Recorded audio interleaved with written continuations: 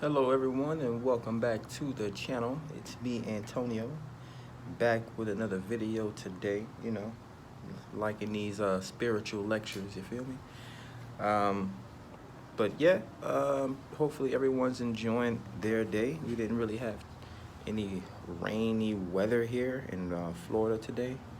But yeah, I just wanted to get in really quick, get a video done. It's like 5 after 5, so I figured why not get a video in before the day is out. Make sure that I'm at least staying a little bit consistent. Really haven't been doing it much lately. Have been working lightly and healing. I pulled a muscle in my leg, so I'm just sitting here, sitting at my desk and thinking about my leg pain and things like that.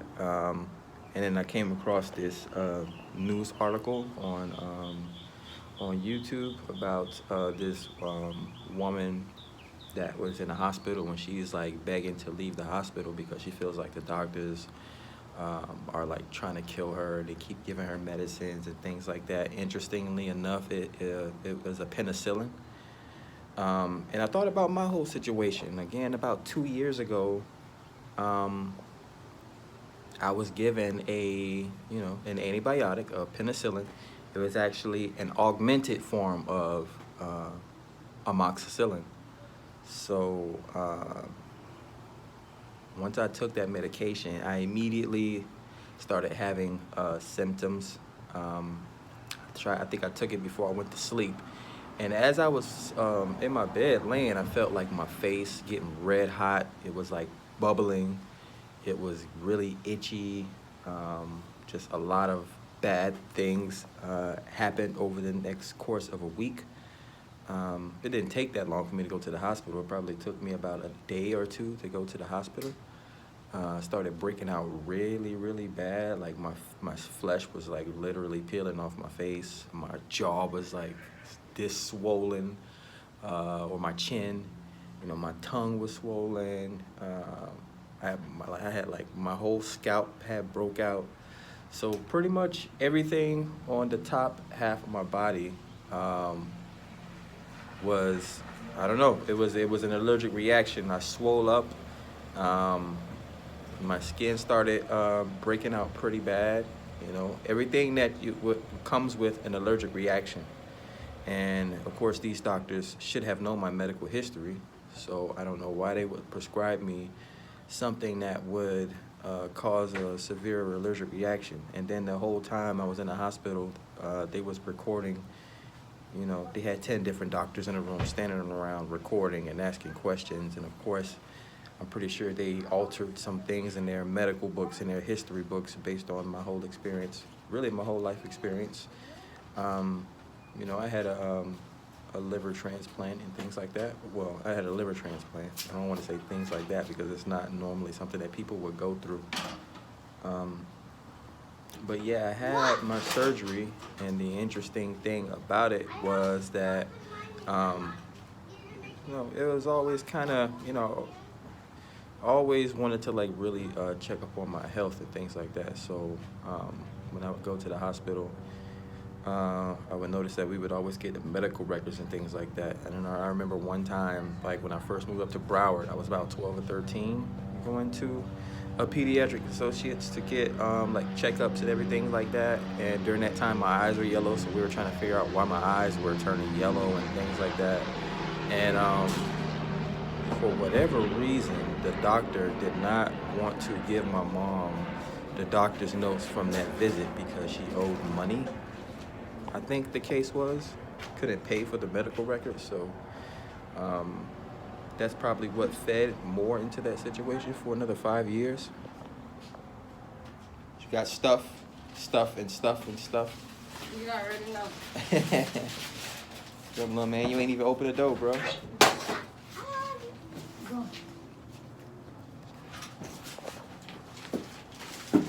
might as well come back for that. Yeah, but medical apartheid, of course, this is nothing new. It's just, coming across this story, and this woman, she can tell herself that You know, they keep giving me this medication, this penicillin, that's making me swell up and things like that. These things happen in real life. Like,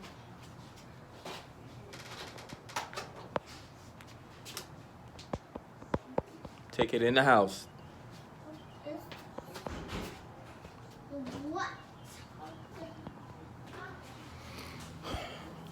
But yeah, you know, a lot of things that you don't really pay attention to until you start to get a little bit older. Again, I had no idea all these different things were going on, and then you started to read things like the Tuskegee experiments and MK Ultra and things like that. They even tried to use marijuana to control people's brains at one point until they realized marijuana was a mind expanding drug. So you can't control people's minds with marijuana, man.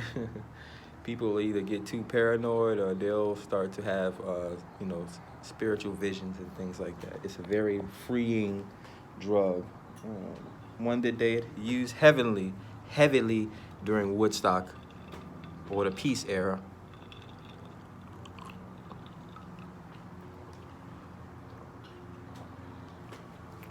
But again, you know, it's a whole culture of, it's the whole Western culture, the whole Western medicine thing, you know.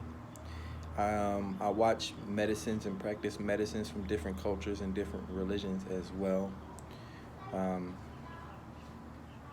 you know, like eating like certain natural spices to stop inflammation. Because inflammation and phlegm, shout out to Dr. Sebi, is probably two of the most dangerous things um, in the body. When you're inflamed and when you're swollen, the blood can't circulate the way that it's supposed to circulate. And when you have phlegm or gunk stuck up in your body, the body is not able to operate the way it's supposed to operate. It's like a bunch of stoplights and stop signs in your body.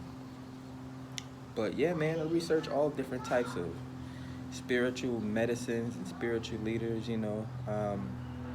Sadhguru, the Dalai Lama, you know, even, different, Napoleon Bonaparte, Gandhi, Confucius. You know, there's all different types of religions and spiritual teachers out there that were able to help push the culture forward. Regardless, however you felt about these people, you know, Hitler showed people how not to treat people. You don't, you don't want population control. That's what you don't want, you know.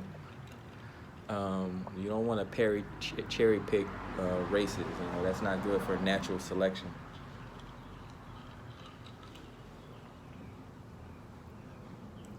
But yeah, man, you know, natural selection. You know, the eye of the beholder. You know, let that man let that man live. What they say? What happened with the boy Derrick Jackson?